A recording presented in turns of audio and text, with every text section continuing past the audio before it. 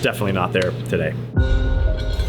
Yesterday, we tried to start the F12. It did not go our way. We had a lot of issues and we were only able to get the engine running on half of the cylinders, the passenger side bank. We've got some problems. To figure out what's going on, we're gonna pull the engine back out of the car and just really dig into it and see what's going on. We got the transmission out. We've got oil-water mixture going on, which is another issue. That's not why the engine is only running on 6 cylinders, so we've got 2 issues. Currently, Tim's underneath there. He's gonna pull the clutch, he's gonna pull the flywheel in the car. It's just a bit easier than doing it when it's on the engine hoist. That way, as soon as we get it out, it can go directly on the engine stand. We're gonna have to take off all this other stuff. We're gonna have to pull the intercooler, which also has the oil cooler, so we'll have to drain that out, get the water lines out of the way, pull the entire exhaust system off of the car, the intake plenum, and all that stuff that we just spent so much time putting together. But these things happen, unfortunately, with crazy custom projects like this, with very little documentation. Something went wrong along the way. But also, there's a new car coming. Here he is. The wheels are pretty sick on it already too. Yeah, it looks good. I thought it was like a champagne color. I was like, oh, that's like grandpa's It almost has like a little bit of gold in it. That's a really cool color. Yeah, that's a sick color actually.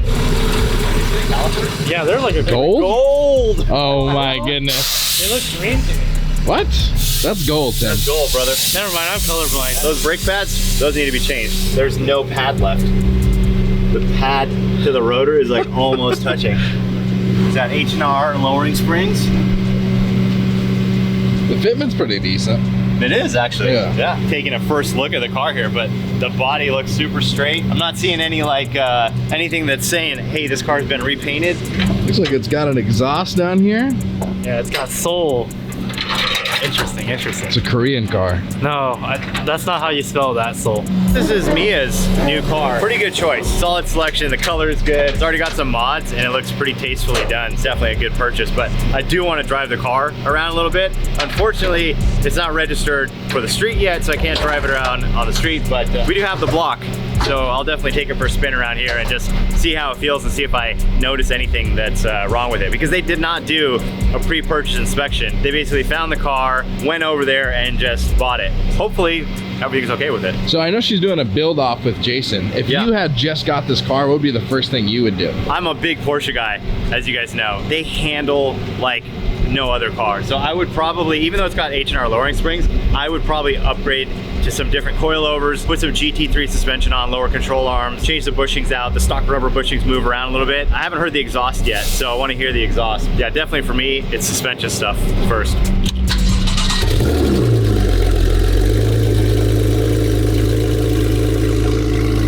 Not bad, but it definitely could be better.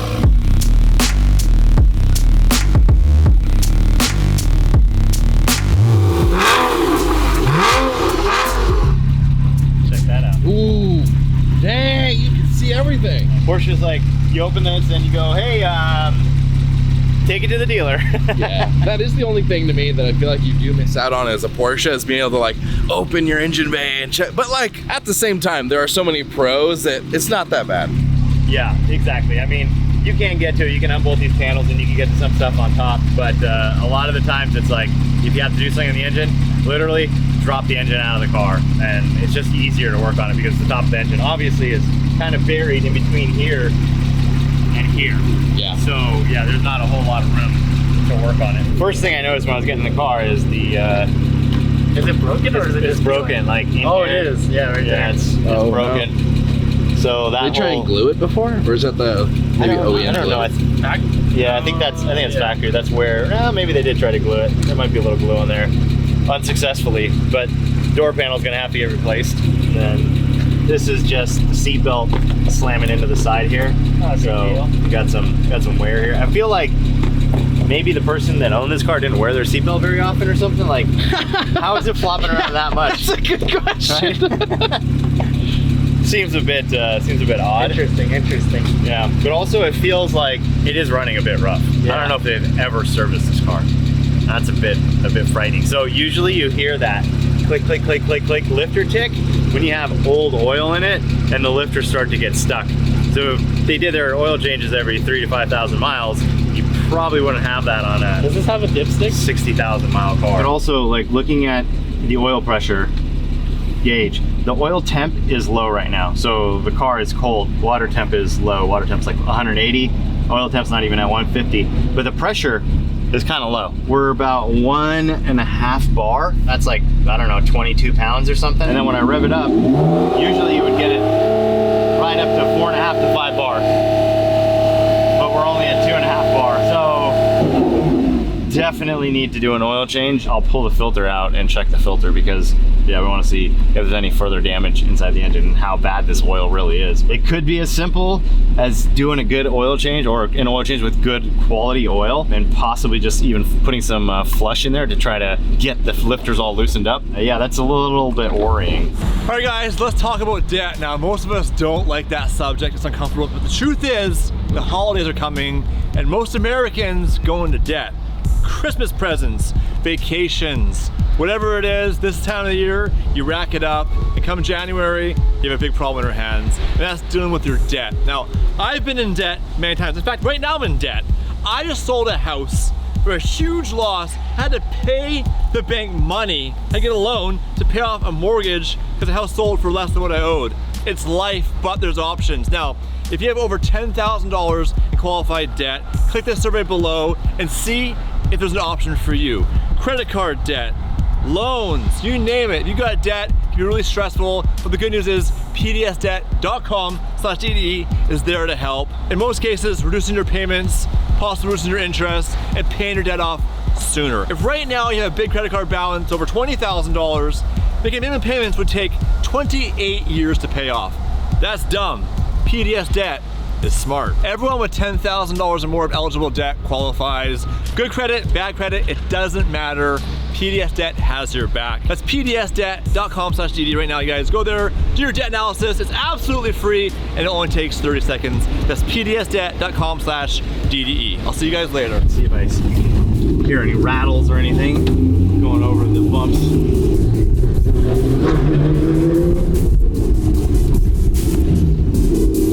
Those rear tires are slipping.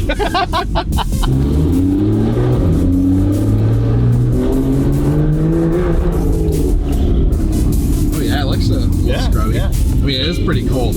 It is cold, but yeah, those tires are not, they're not high performance summer tires, that's for sure. But as far as like the suspension feel, steering and everything, that feels pretty good.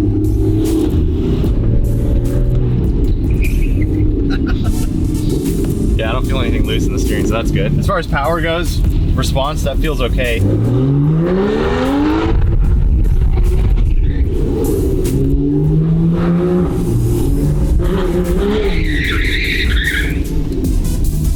Yeah, still feels pretty good. Yeah. This thing's pretty fun. I like it. It's a good buy, Mia. Nice job. Let's see what's going on in here. These cars do have issues with cracking the top mounts. Yeah, I heard that from Eric Choi. Yes, exactly. But this car does have obviously lowering springs in it with what looks like stock shocks. Basically, the stock shock length is different than a lowering shock, a sport shock. So the sport shocks are made for the car to be lower. These shocks are not. But when you put a lowering spring on it, sometimes you actually bottom out the shock portion of it, which is like a hard kind of a stop, right? It just like bottoms out and it has nowhere else to go. So it puts all that force through the shock towers, and you can get some cracks on these because these are cast aluminum pieces that are like bonded and riveted to the chassis. I don't see any cracks here, which is a relieving sign, knowing they didn't do a pre-purchase inspection and they own this car now. Is so that the cabin air filter? yeah, cabin air filter. Oh, that's easy to get to, Yeah. at least. It looks Yeah. dirty, but it's easy to get to. Yeah, it's easy to change at least, but I'm sure it needs a lot of service in other areas as well. Well, that's good. That's a relief. They put a lot of camber in it, so you've got these camber adjusting slots here. You can see where it was from the factory. Max camber. And they maxed it out to get these tires probably to fit a little bit better, maybe not to rub. I don't know. It's in there quite a bit. I'm really concerned about the engine because to me the oil pressure seems low. I just want to confirm there are no issues before they go through registration and all of that stuff. While I'm ordering that stuff and waiting for it to be ready at will call, we're gonna get back on the F12 because I also really want to know what is going on with that thing, and I'm not gonna be able to sleep until I figure that out. So Tim, let's go get back to it. So to figure out the issues with this engine, we're gonna have to do a couple things. One is get the engine out of the car because it's just too difficult to work on while it's in the car, especially with everything around it. And Once we pull all this stuff off, taking the engine out will literally take us 15 or 20 minutes at the most. So that makes the most sense. I'll pop the intake manifold off. We'll get the turbos, the X-pipe, and the headers off. Obviously, we're gonna pull the intercooler and oil cooler off right now. That'll only take a couple more minutes. That'll be out of the way. The good thing is that when I built this car, I thought about having to work on it because it is a race car and race cars always need to be serviced and worked on. Unfortunately, this is that kind of situation where we weren't planning on doing it at this moment in time, but thankfully we should have everything off of here and have the engine out within the next 2 hours. Way easier than taking the engine out from when this car was stock. That took forever, literally an entire day to tear into it and pull everything off. Also knowing that we weren't gonna put any of those pieces back on it. Once we get it out, and once we get it on the stand, that's when the real investigation starts. At this point, it looks like intake cam on the driver's side is off by a bit, potentially the issue why that's not firing. I'm hoping that it's a front cover O-ring that's damaged because that's a very easy fix. You can have this thing back together pretty quickly. But if it's not that, then I gotta dive in deeper. And then there's a possibility of the engine sleeves on this engine. They're cast iron, they go into the aluminum block. The aluminum block is machined and it has O-rings that seal between the cylinders and the block. So you have the block bore and then the cylinder drops in, and in between there, in this passage, you have water flowing. So that's what's cooling the cylinders down. But if that top O-ring or bottom O-ring is damaged, then the water is literally gonna go straight down and into the oil pan. If that water is just literally coming around the cylinders and draining into the pan, that means it is a full tear down, every cylinder back out, and check all the O-rings and check for damage there. So I'm hoping it's not that, but it very possibly could be that. All right, so everything's been removed from the engine that needs to come off in order to get it out. We got the chains hooked up so we can pull this thing out of the car and get it on the stand. We just have 2 bolts that are holding it in place. Once we put some tension on the chains, remove those bolts, this thing's gonna come right out.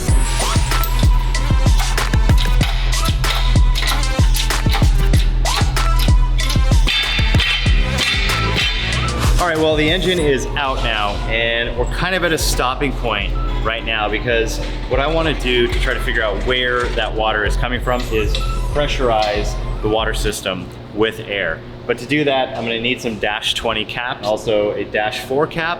So I just ordered those and I'll have those tomorrow along with a leak down gauge. So that's gonna allow me to put compressed air into here and adjust the amount of pressure. Shouldn't take much because it was just literally the volume of water without any pressure that was leaking. So once I put some air pressure to it, I should be able to hear where that air is rushing through and hopefully pinpoint the leak before I do a complete teardown, because at that point, if I don't see it in the front cover, I'm just gonna be guessing on which cylinder it could be or where it could be, and it would be a complete teardown. If I can find where it is on one bank, maybe it's one cylinder that has a bad O-ring, that's gonna be a lot easier. I can pull one piston and rod, pull one cylinder, replace the O-ring, and put it back together. So that's kind of my thought right now. I think that makes the most sense instead of just like going at this thing and tearing the whole thing apart, and it is brand new. So if I can avoid that, I will. Don't worry guys, this is not gonna go on a back burner. I'm gonna get on it very soon, but for now, we got the oil and stuff for Mia's car, so I'm gonna pull that in here, basically do an inspection on that thing. So we're gonna get it up on the rack, do an oil change, and hopefully we won't find any other issues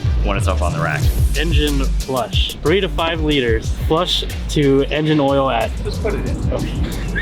So before we do the oil change, I don't know how old this oil is. I'm guessing it's pretty old. So I want to remove all of the old caked on baked oil that has been basically burned into this thing for probably not doing many oil changes. It helps with the lifter ticking noise. So hopefully it'll flush it all out.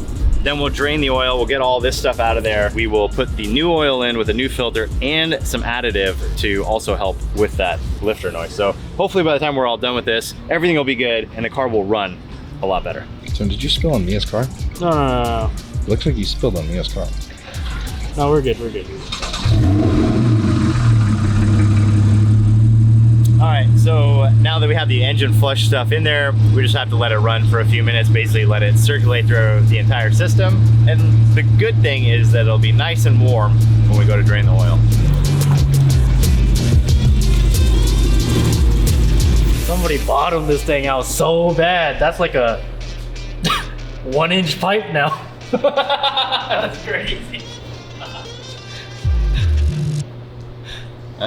That's pretty odd. Because How is that possible? how did they get that in, not the oil pan? Somebody went off-roading with this thing. Well, they didn't break the oil pan, so that's good. I mean, the header is not great. That's definitely restricting the flow. Other than that, I don't see any like floor Yeah, all the pan panels look good. damage. Surprisingly. Yeah, and that's actual floor pan. A little kink in the side rail where somebody jacked it up, but that's nothing. Front's not smashed. It's got just a scuff, which is pretty normal because it's pretty low. I mean, in my Cayman, every time I pull out of my driveway, it rubs, and I don't care, which is awesome. It's definitely dirty. It does smell a little cooked. I mean, it is hot, so it does come out pretty, it's pretty thin, but I don't know if they use the right weight oil because That thing's super thin. it is very Like, thin. It's like water right now. So yeah, we're definitely gonna improve this thing by doing an oil change.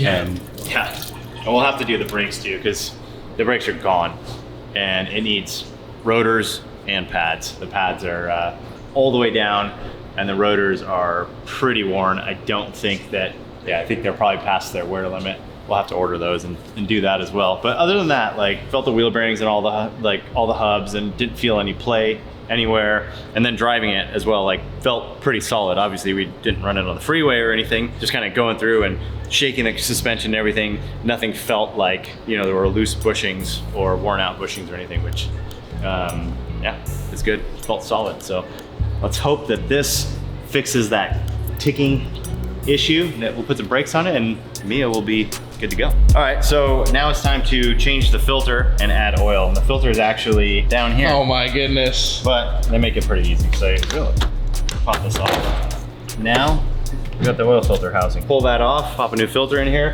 We'll also take that filter apart and check it and see if there's any debris in there. Dump some oil in this thing, some additive, and fire it back up.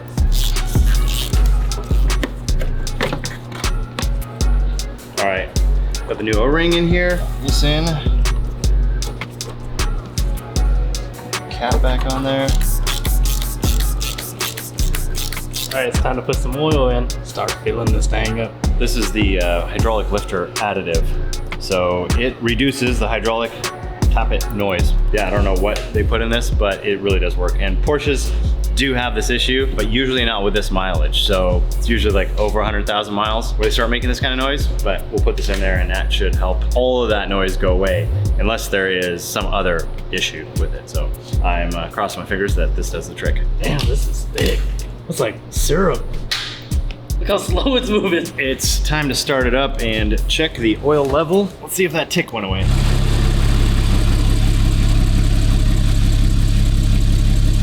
Sounds like it's pretty quiet, or I don't hear it anymore. Yeah, the ticking noise went away. You hear like the exhaust noise? Yeah.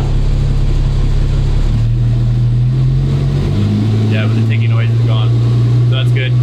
All I really needed was an oil change. It is still running a bit rough, so I think we're gonna put some spark plugs in this thing. It's at 60,000 and it's at 61,000 miles, so it's probably not had a 60,000 mile service. I gotta look and see what it is on this car, but I'm guessing that's spark plug time, and that's probably why it's running fairly rough.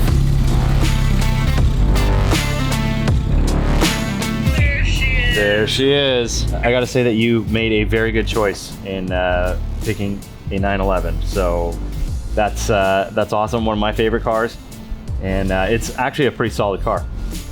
We just looked it over. It was so much fun to just really quickly drive that one day. I'm so excited to come back. Yeah. And see it. But yeah, I think Jason's gonna lose. I think in so. this I think so too. I saw his car as well, and I was not that impressed. But I'm a big Porsche guy, and I've never really liked Aston Martin, so I might be a little biased. Well, trying to be unbiased, if I saw both of those cars, like his is underwhelming. And again, my opinion, but I think most people would agree it's a little bit underwhelming. Mine sounds a lot better anyways. Yes, it does. Actually, about sound, so when I started up, it had this ticking noise, and it sounded like a lifter, so we got it on the rack, and then we changed the oil and put another additive in it that's supposed to make that ticking noise go away, and it went away. So, Oh, perfect. yeah. Thanks for doing that. Yeah, absolutely. It does need brakes in the rear. The brake pads are completely gone, like almost down to the metal. So I ordered pads and rotors for the rear. We'll do a tune-up on it and get it all dialed in. What are your plans right now? What are the first things you're gonna do to it when you get back? Besides obviously just drive it. We picked out a wrap color. Nice. And I got full control over that, so I'm really excited about that. Well, that's awesome. DDE is typically, you know, very out there, and I will say for me, this is out there, so I'm excited about it. And then there's a few other things too. We're gonna change the look of it in other ways as well as the wrap. But Yeah. I don't want to say too much. Yep. I see the camera behind you. Oh yeah, you know, we're always filming. So now that we're done with your car, we're gonna get back on the F12 and try to fix that thing. Yeah, 12 makes sense. Yep. Awesome. Well, you're the guy for it. You Yeah, got well, this. we'll figure it out. And we're back with a huge F12 update. Mike, what do we know? All right, so we are ready to put the motor in the F12 for the second time. I bet you're good at it now, though. The cam timing on the driver's side of the engine was off. Not sure why it was off. We set the cam timing, checked it. It was lining up every time. The only thing I can come up with was the oil pressure released the adjuster in the cam and set it back to its rest position, and it was stuck when we set the cam timing on the stand. That's my best guess. That's what I'm gonna stick with, and we're gonna put this in the car, and hopefully, after a few hours, we'll have this thing all together, and we'll be able to start it up again on 12 cylinders. Mike's a huge fan of the F80. He thought, what if we do a twin turbo inline six versus a V6? Big straight six guy too, because I've got obviously my Ram truck, straight six, Yep, straight diesel, six Cummins, turbo, yep. right? My BMWs, Inline straight six, hell yeah, turbo. brother. It's the way to go. Now listen, we knew that building this motor that there'd be some question marks, and the only way to test it is to put it in the car. There's no engine dyno here, so you put it in, you test it out, and we changed so many things. We changed from port injection to direct injection, Yeah. and all the other things that no Lower one's the ever compression done before. ratio and, Yeah, so a bunch of stuff. we anticipated this, even though we had high hopes in that video. Like we had a conversation before saying, hey, the chances are it's gonna come out, go back in till we get it right, and that's okay. Good news is that Mike thinks it's good now. That's the good news. Yep. The bad news is Tim's here. Also, I thought it was good to go the first time, so there's that. So there's always a chance. There's always a chance. There's always a chance. If you stick around, you might just hear this thing for the first time, all 12 cylinders. Because when we started it, obviously it sounded weird because it's running on half the motor. Yeah, it's running on half of the engine, so the pulses were like offset and weird. It did not sound smooth, and obviously it was literally running off of a 3-liter instead of a 6-liter. Lots of pistons were just moving around doing nothing. So basically the cam timing was off to where the intake cam was open and it wasn't building enough cylinder pressure. So instead of like drawing a bunch of air in, it was basically drawing the air in and then pushing air out before the valve closed. So you're only getting half the volume, which doesn't make enough cylinder pressure for the fuel that's in there to spark and ignite. So it's kind of weird. You'd think fuel's in, but you need that pressure. So it just didn't have the cylinder pressure. Do you agree with what Mike's saying, or do you think he's full of shit? Makes sense to me. You agree with that? All right, well, let's throw it in there and see what happens. That's your F12 brand? My F12 brand off of the headers that I built that took a very long time. They burned my arm very quickly. Is that coming out or going in? That's when we were still trying to figure out what was wrong with it, and just all hands on deck, kind of thrashed to try to figure out what was wrong. Got my arm down there to grab something, and the header got me really good. Unfortunately, it was on the side that was running and hot, and not on the side that was cold. Murphy's Law. What can go wrong will go wrong. What's your prediction? What time, so it's right now it's 11 a.m. What time do you figure that engine will be in that car? 3:30. So you think 3:30. All right, I'm gonna get the wall timer and see if we can pull this off. Okay. Basically in 4 hours, that will be a ready to run car. And right now, like, it's not just the engine, it's everything. Obviously the drive line, the cooling system from the back, all the wiring and whatnot. But they're pros, and they've done this more times than they'd like to remember. Yes, indeed. Okay guys, timer starts now.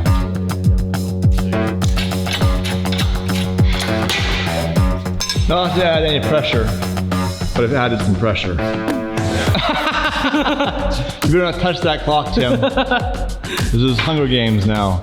So they've already mounted on the transmission to the motor. Yes. And you guys gonna slap that in there? Yep. You feeling good right now? Yeah, that should be quick. Does that make it more comfortable for you? Let's get this bad boy in here and let's make it. I meant what I said.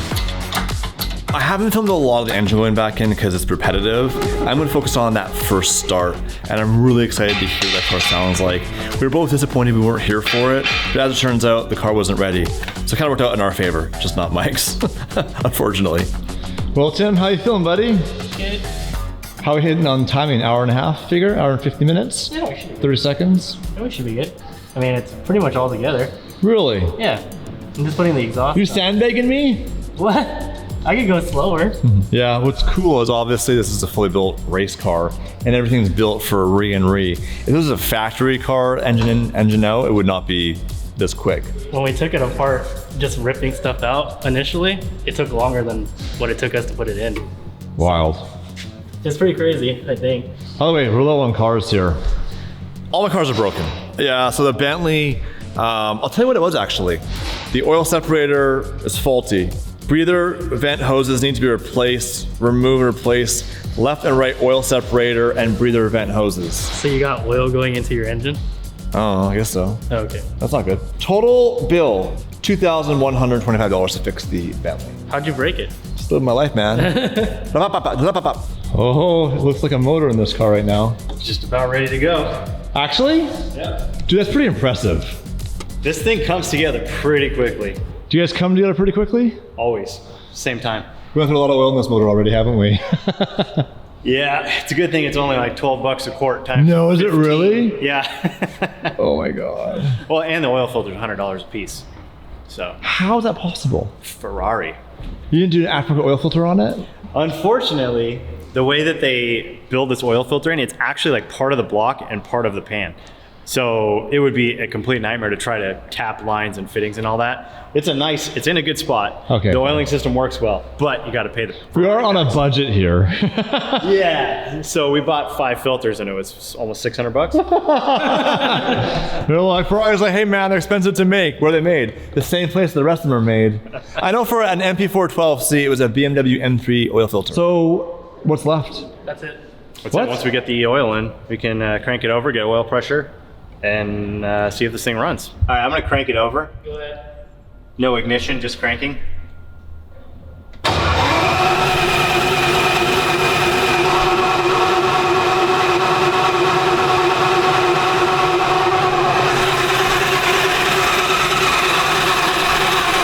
That's wild.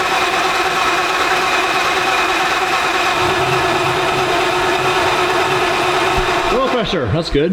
All right, we got 30 PSI of oil pressure. Is that what you want? Cranking, that's really good. Is it? Yep, I mean, we're turning the motor over right now, probably 250 RPM.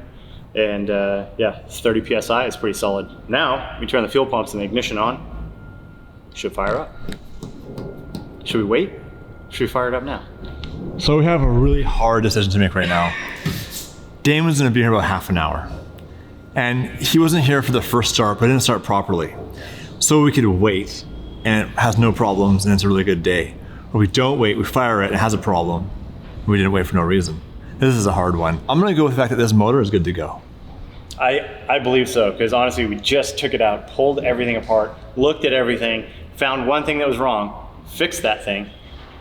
Should be good. That's a trick, you fix one thing, then you test one thing. Don't fix 5 things. We checked also, because we did have water in the oil. Oh, why was right? that? I don't know. So we checked everything. I pressurized the system with air, probably to 60 PSI, the cooling system. 0 leaks. Up high. Was that the timer? No, that was a timer. You got it done. I know it beeps. Yes. By the way, I was doing that just for fun for the video. Good job. You guys actually did that under whatever 3 hours we Whatever talked you about. put the time in. Yeah. So I was saying 4. Tim was saying 3:30. Yeah, 3:30. It's 2:49. Wow, that's It's not even fast. 3 So, o'clock. pretty solid. And the trick is you skipped a few steps to get it done fast. Yeah, you know, there's some things that aren't important. So We got oil in it. All right. I'm actually nervous. Like I just got butterflies because I really hope for all the hard work Mike and Tim and everybody who's put anything into this, I really hope that this starts up and it's fine. Because I know if it's not, you'll have to do what you guys just did, which is tear it all apart again. Basically a hunt to find out like why it's doing what it's doing. So best of luck. all right. Do you want Damon to press the button? I'll watch all the games. All right.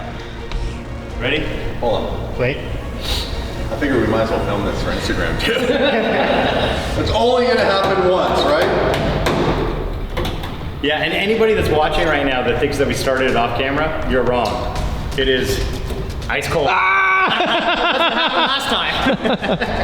All right, first time starting up the twin turbo F12, fully built, custom built by Michael Essa himself. It's all coming down to this. You guys ready? Whenever you're ready, buddy.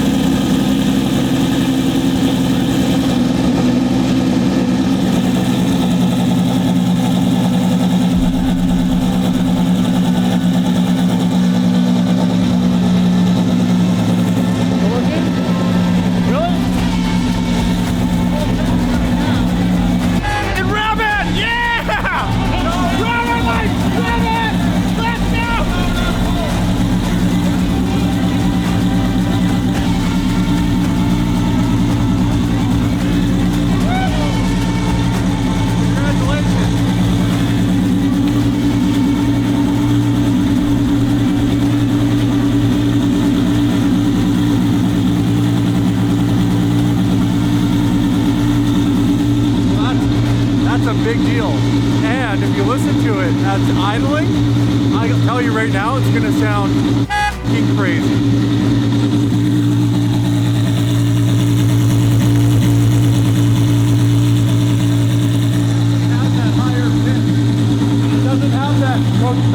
That it used to have the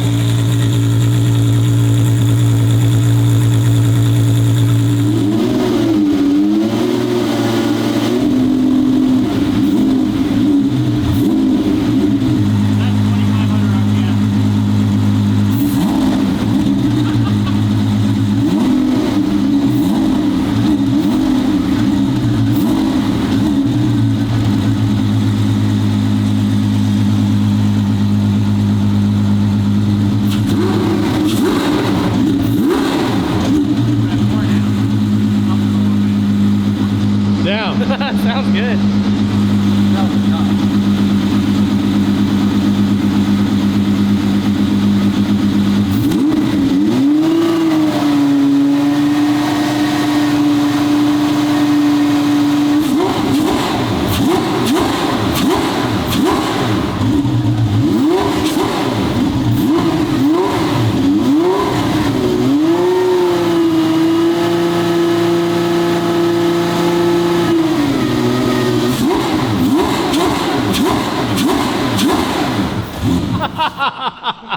That sounds pissed off. What's that? It sounds pissed off. It sounds pissed off. Dude, and that is like such a base map tune. The turbos aren't even hooked up, obviously. I mean, they're spinning, but they're not hooked up through the manifold. So yeah, the sound's gonna change. We got the cam timing right now is just set to 0. So once those are actually tuned and working, we have them unplugged so they won't move, just to verify everything is good. Yes. Hell yeah. Dude, it's a monster already. Dude, whew, it's gonna be psychotic. Dude, that is wild. It sounds good. Yeah. Oh yeah, once it's all dialed in. Yeah, and especially once it starts to make boost. Bro. Well, so what are you guys gonna set the red line at? Because this thing redlined at like 9,200 RPM before. Yeah. Can you make it 10,000? This thing's gonna go to 9,000 RPM? Yeah, I mean, at least. So that's what we'll run it to. And if we see it like choking down because of the turbos or something, we can resize the turbos. But obviously, like, if we can get this thing to 9,000 RPM and still be like climbing on power, that's it. Damn. And when you were tapping the throttle, what RPM was that?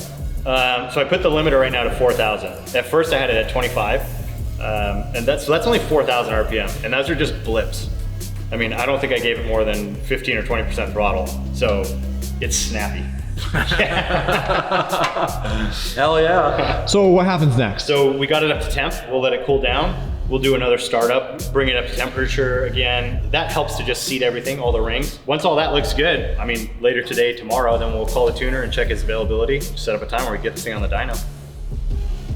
Damn. That's exciting. Whoa, okay, tonight is the block party. The 3rd annual DDE block party. They're absolutely crazy, and they only get crazier as time progresses. So if you're in the area tonight, okay, information's in the bio below right now, all the details you need to know. But tonight, come to the block party. We're actually gonna start the F12 at the block party and a few other surprises, some pretty crazy cars. So hopefully I'll see you guys in a few hours.